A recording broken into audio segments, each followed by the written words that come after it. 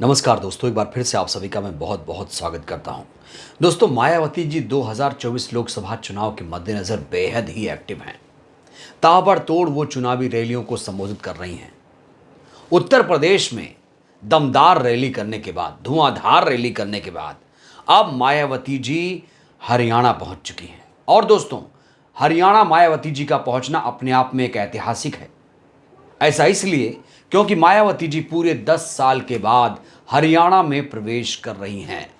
बड़ा सवाल, हरियाणा में बसपा का जो गढ़ है वो कितना मजबूत हुआ और क्या है मायावती जी का उद्देश्य, कितना होने वाला है इस बार फायदा।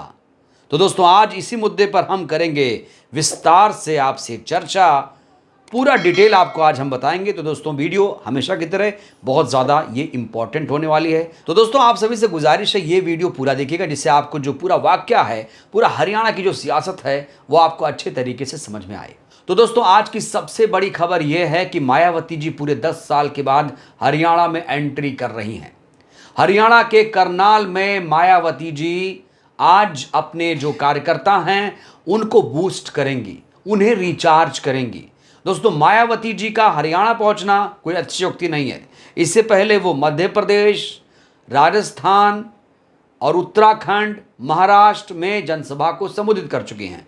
हरियाणा में पहुंचने से पहले मायावती जी कल श्रावस्ती में जनसभा को संबोधित कर रही थी और आज वो करनाल पहुंची हैं। दोस्तों, करनाल की बात करें तो करनाल में इस बार हरियाणा के पूर्व सीएम मनोहर लाल खट्टर चुनावी मैदान में हैं।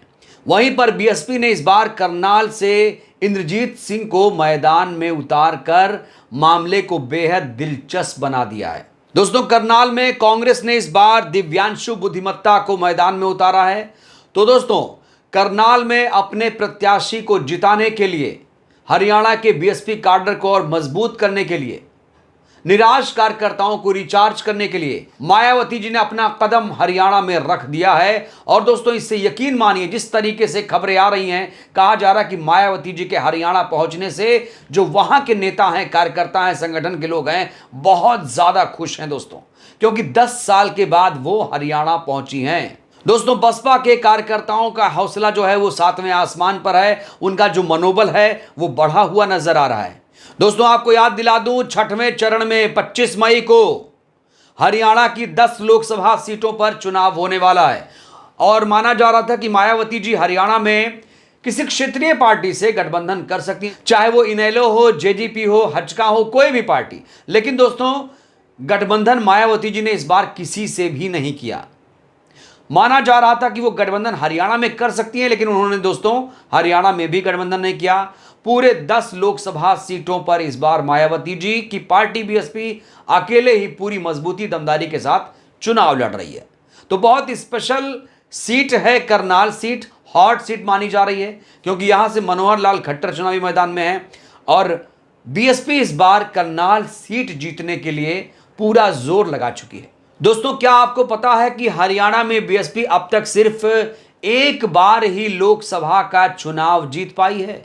पिछले 4 दशकों में पार्टी का सिर्फ एक सांसद हरियाणा से चुना गया है। वैसे आपकी जानकारी के लिए बता दूं कि हरियाणा, पंजाब, मध्य प्रदेश, यहां उत्तर प्रदेश, इन राज्यों में मायावती जी ने अपना खाता खोला है और इस बार फिर से हरियाणा में दोस्तों मायावती जी दम दिखाने के लिए तैयार हैं। दोस्तों, अगर मैं हरियाणा में बसपा के प्रदर्शन की बात करूं तो ये चार्ट देखकर आपको आसानी से चीजें समझ में आ जाएंगी।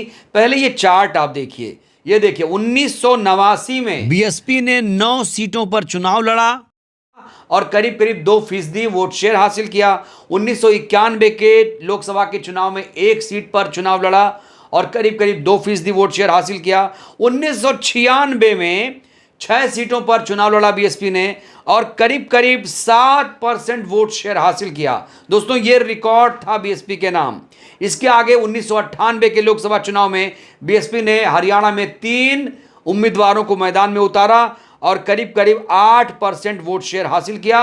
और 1998 का साल बसपा के लिए बहुत ज़्यादा महत्वपूर्ण था। 1998 में बीएसपी ने आईएनएलडी यानी इनेलो के साथ गठबंधन किया था, चुनाव लड़ा था और बसपा के पुराने नेता अमन नागरा अंबाला लोकसभा चुनाव में उतरे और उन्होंने बीजेपी उम्मीदवार को 2864 वोटों से हराया था। अमन बसपा के पहले और आखिरी सांसद हैं और इसके बाद बसपा का कोई सांसद हरियाणा से नहीं चुना गया है। तो 1999 के लोकसभा के चुनाव में बीएसपी ने 3 उम्मीदवारों को उतारा था, करीब 2% वोट शेयर हासिल किया। 1999 में दोस्तों देखा जाए तो वोट शेयर काफी घट गया था। उसके बाद 2004 के लोकसभा के चुनाव में बीएसपी ने 10 सीटों पर अपने प्रत्याशी उतारे, 5% वोट शेयर हुआ 2004 के लोकसभा के चुनाव में। और 2009 के लोकसभा के चुनाव में दोस्तों बीएसपी ने रिकॉर्ड बना दिया, करीब 16% वोट शेयर बीएसपी ने हासिल किया।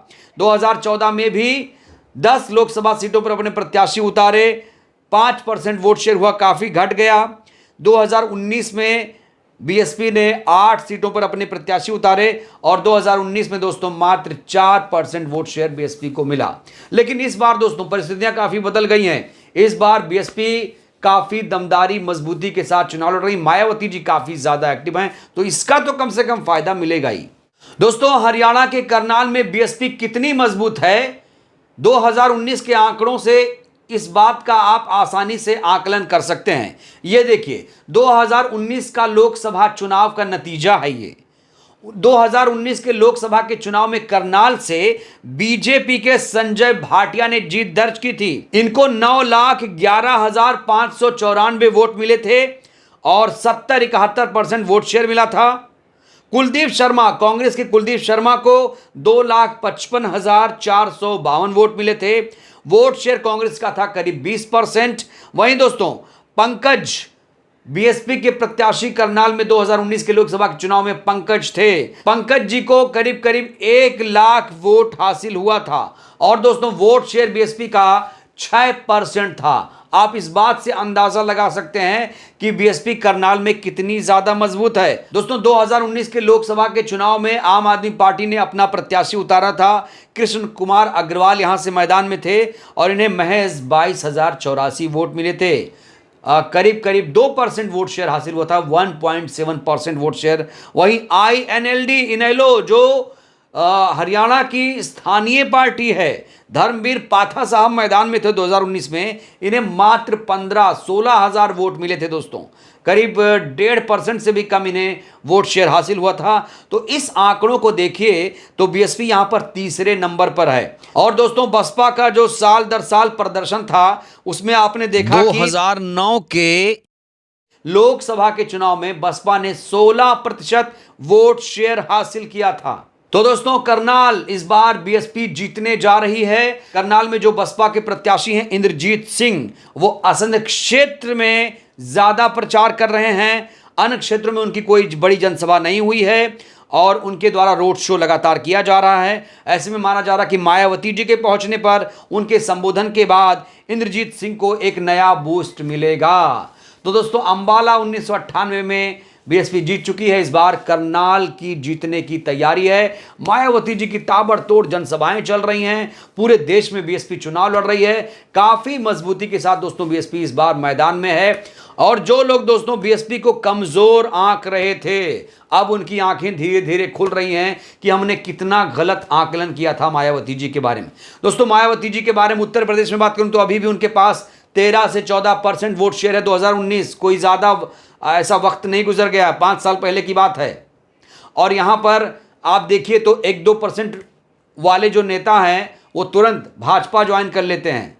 ओपी राजभर जैसे, संजय निषाद जैसे लोग जिनका वोट शेयर बहुत कम है, वो बीजेपी का ऑफर मिलते ही भाग जाते हैं। लेकिन मायावती जी सबसे बड़ी खिलाड़ी इसलिए हैं कि उनका हर राज्यों में अपना जनाधार है। चाहे वो दोस्तों हरियाणा हो, पंजाब हो, दिल्ली हो, राजस्थान हो, मध्य प्रदेश हो, गुजरात हो, बिहार हो, झारखंड हो, उत्तर प्रदेश हो, उत्तराखंड, हर जगह दोस्तों मायावती जी का अपना जनाधार है। और आपको याद दिला दूं, मायावती जी के इसी कद की वजह से, इसी जनाधार की वजह से, जो उनका अपना समर्पित वोटर है, इसकी वजह से इंडिया वाले गठबंधन करना चाहते थे, लेकिन मायावती जी ने इस बार किसी से भी गठबंधन नहीं किया, अकेले चुनाव लड़ रही हैं दोस्तों। जैसे ही मायावती जी ने कहा वो अकेले चुनाव लड़ेंगी, लोगों ने कहा भाई ये भारतीय जनता पार्टी की बी टीम है। जबकि इस बार सबसे ज्यादा ईमानदारी से, मजबूती से अगर कोई चुनाव लड़ रहा है तो कहा जा रहा है कि वो बहन जी हैं। तो दोस्तों इस बार करनाल में क्या होगा, तो आपको क्या लगता है 1998 का जो रिकॉर्ड था, एक सीट बसपा जीत चुकी है हरियाणा में, क्या 2024 में वो रिकॉर्ड टूटेगा? दोस्तों इसको लेकर अपनी प्रतिक्रिया आप लोग जरूर दीजिए। वीडियो कैसी लगी, अच्छी लगी हो तो लाइक करिए, नए आए तो चैनल को सब्सक्राइब करिए। बहुत बहुत धन्यवाद, शुक्रिया। जय भारत, जय संविधान।